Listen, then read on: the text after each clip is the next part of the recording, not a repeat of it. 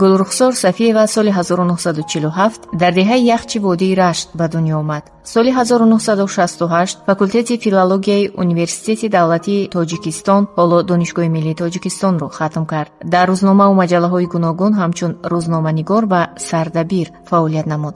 солҳои 1968-1969 ба ҳайси мухбири рӯзномаи Комсомоли Тоҷикистон, аз соли 1969 то соли 1970 мудири бахши фарҳанг ва матбуоти Кумитаи марказии Комсомоли Ленинии Ҷумҳурии Шӯравии Социалистии Тоҷикистон, аз соли 1970 то соли 1972 сармуҳаррири рӯзномаи Пионери Тоҷикистон ва маҷаллаи Машъал. солҳои 1970-1981 сармуҳаррири рӯзномаи Пионери Тоҷикистон.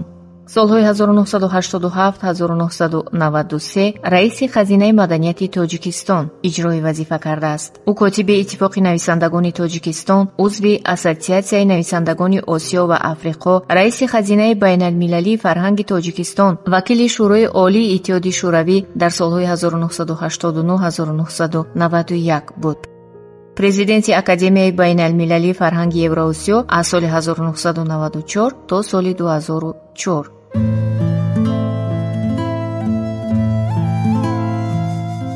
суханаш таъсир дораду ҷозиба, зеро сухандонӣ ба Гулрухсор мезебад. дар бораи модараш мегуфту аз дардҳои модарони ҷомеа фаромӯш накард. дилпуронаву самимӣ аз умқи дил ва бо ҳарорат гуфт. من فرشته گفتم مادر ما به خاطر بیگناهیش، مادر ما 25 ساله سر فرزند رفت، من حق داشتم بگم.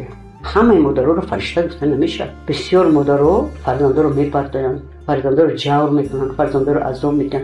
باید که قانون حکومتی نباشد، قانون انسانی، قانون جزا باشد که هر مادری که فرزند به دنیا آورد دیگر باید خودش فراموش کنه. در مسئله چی؟ در مسئله مثلا فرتوفته بچه را رفتن خوراک ندادن، کلون نکردن، باید جزا گیرد. من میبینم که آدمایی هستن که پدر دارن، مادر دارن، اما در نگاهشون یک ذره خوشبختی و خرسندی کودکان نیست. کودکان را سر میتین در کوچه.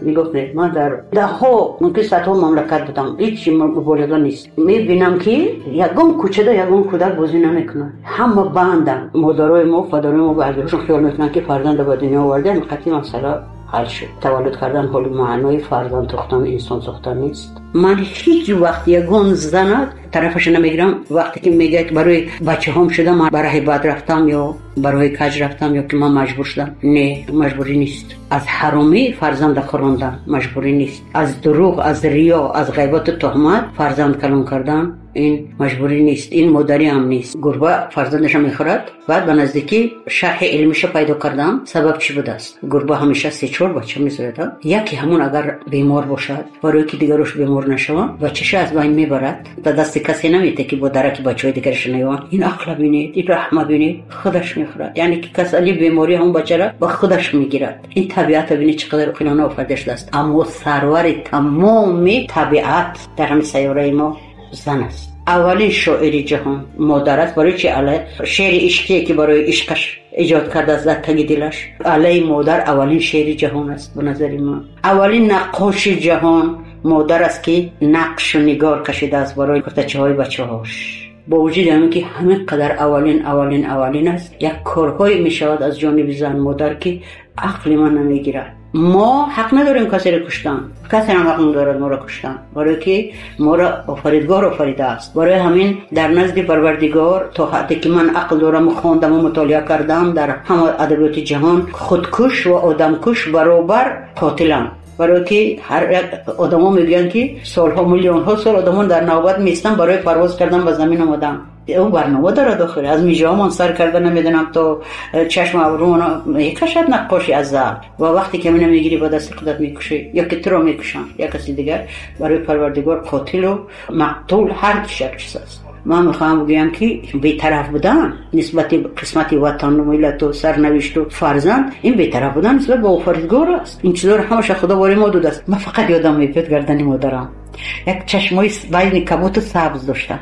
من فقط مویم با مادرم مانند است. صبر و طاقت موی حلوا رنگ مال مادرم در یک شعرم گفتم. بعد بسیار خوشرو بودن. افهم مادرم مانند است، من با پدرم مانندم. پدرم یک خراجی یک دنیا میارزید. پدرم از مادرم خاطرم همین است که یک ساعت پیش از مرگش گفت که ارکا که من خورمیش. روی مادرم در یادم نیست، گپش در صدوش در روشم است. ارکا بودم قطعا.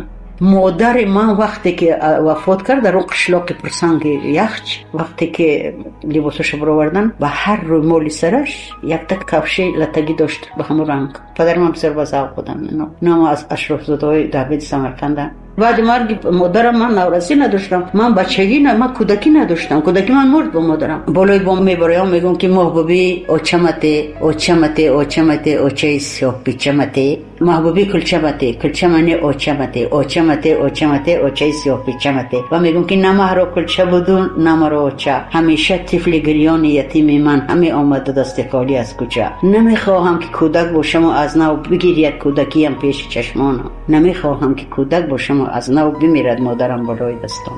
انا بچگی من، انا کودکی من، همین.